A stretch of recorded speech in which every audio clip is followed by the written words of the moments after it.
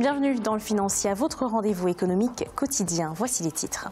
Selon la Banque centrale des États de l'Afrique de l'Ouest, au cours de l'année 2017, les entreprises privées ont absorbé 60,3% des crédits mis en place par les banques de l'Union économique et monétaire ouest-africaine. Troisième appui budgétaire accordé par la Banque africaine de développement au Libéria. 10 millions de dollars vont être déboursés par l'institution financière pour améliorer la gestion financière du pays. Et en fin d'édition, nous ferons le point sur les marchés boursiers du continent.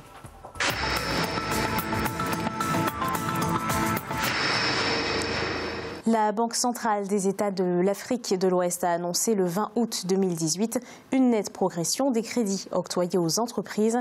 Il ressort que les entreprises ont absorbé 60,3% des crédits mis en place par les banques de l'Union économique et monétaire ouest-africaine au cours de l'année 2017. Aïssatou Bari.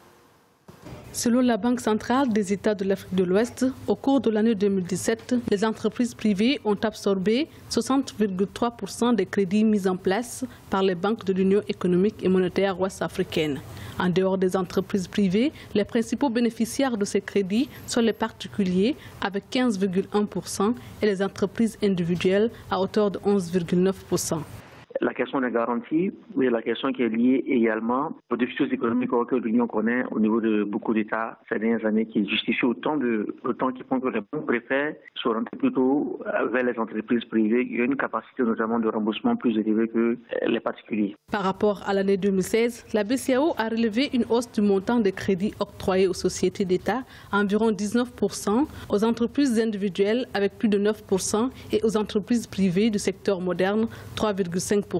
Lorsque nous regardons les crises sécuritaires au sein de l'Union, que ce soit également les cristallisations liées au débat politique, autant de pesanteurs qui font qu'aujourd'hui, on ne peut pas dire que les entreprises de notre Union sont tout à fait performantes, contrairement à d'autres espaces économiques. Quant à la durée, la part des crédits à court terme demeure prépondérante. Le poids des crédits, dont l'échéance est inférieure ou égale à 2 ans, est ainsi passé de 73,6% en 2016 à 74,9% en 2017. Les crédits à moyen terme représentent respectivement 13,8% et 10,0% en 2017 contre 15,8% et 9,3% en 2016. Cherté du crédit en Zambie. Malgré la réduction par la Banque centrale de son principal taux directeur, le crédit bancaire continue de coûter cher dans le pays. En février 2018, ce taux est descendu à 9,75% contre 14,5% au début de l'année. Pour redynamiser la liquidité bancaire, l'institution d'émission monétaire de Zambie a établi la part de réserve de dépôt des banques de 18,5% à 5%. Mais les banques du pays ont tendance à se montrer conservatrices, ce qui provoque une détérioration de l'environnement financier. Le Libéria bénéficie du 3e appui budgétaire de la Banque africaine de développement. 10 millions de dollars vont être déboursés par l'institution financière. L'objectif, améliorer la gestion financière du pays qui table sur un taux de croissance de 2,6% en 2017. Depuis 2010, ce pays a bénéficié d'un financement cumulé d'environ 100 millions de dollars auprès de l'institution panafricaine. Ange Bijouno-Magno. 10 millions de dollars, c'est la valeur de l'appui budgétaire octroyé au Libéria par la Banque africaine de développement, avec pour objectif de permettre au pays d'améliorer la gestion de ses finances publiques et de renforcer son taux de croissance économique qui est de 2,6% en 2017. La banque va proposer un certain nombre de consultants et assister le gouvernement libérien dans l'amélioration de la gestion des fonds des finances publiques. Donc, l'argent ne sera pas mis directement dans les caisses du trésor libérien, mais sera décaissé au fur et à mesure qu'un certain nombre de critères sont réunis et surtout pour payer les consultants. Selon la Banque africaine de développement, les perspectives budgétaires sont menacées par la faiblesse de la croissance économique du Libéria. Après une croissance de 0,7% en 2014 et 0% en 2015, l'économie s'est contractée de 1,6% en 2016.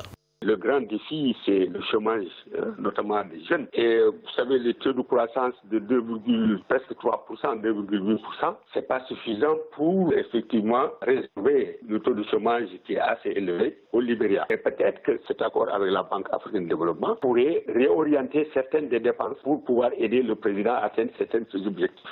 C'est le troisième appui budgétaire accordé par la BAD au Libéria. Depuis 2010, ce pays a bénéficié d'un financement cumulé d'environ 100 millions de dollars auprès de l'institution panafricaine. 300,7 millions de dollars d'aide au Gabon de la part du Fonds monétaire international.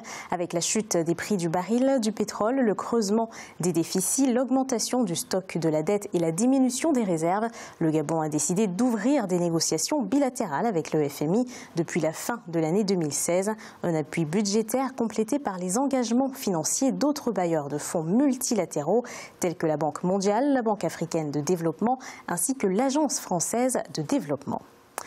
Le pétrole algérien est attractif, son prix et l'avantage de la proximité géographique ont séduit l'Afrique du Sud qui envisage de s'approvisionner en pétrole depuis l'Algérie. Selon le ministère de l'Énergie et des Mines, des démarches sont déjà en cours pour obtenir les prix d'achat souhaités auprès de l'Algérie. Une décision prise après la forte hausse du prix du carburant tirée par la montée des prix du pétrole sur le marché. Écoutons à ce propos la déclaration du ministre de l'Énergie et des Mines sud-africain, Jeff Radebe.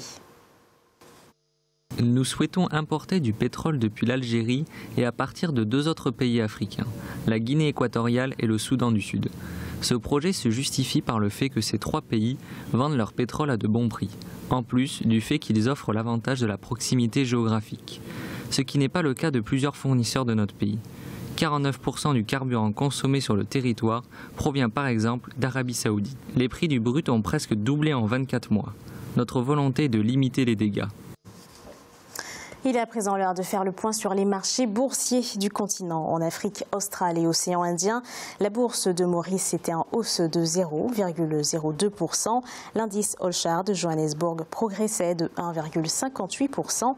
L'indice de Nairobi enregistrait une baisse de 0,37%. L'indice du Botswana était stable. En Afrique de l'Ouest et centrale, la BRVM d'Abidjan était en hausse de 0,04%. L'indice nigérian perdait 0,38% et la bourse du Ghana gagnait 0,15%. Et en Afrique du Nord, l'indice égyptien perdait 0,34%. La bourse de Casablanca était en augmentation de 1% et l'indice tunisien était en baisse de 0,18%. C'est la fin de cette édition du Financial. Merci de nous avoir trouvés. On se retrouve bientôt pour un nouveau rendez-vous de l'économie.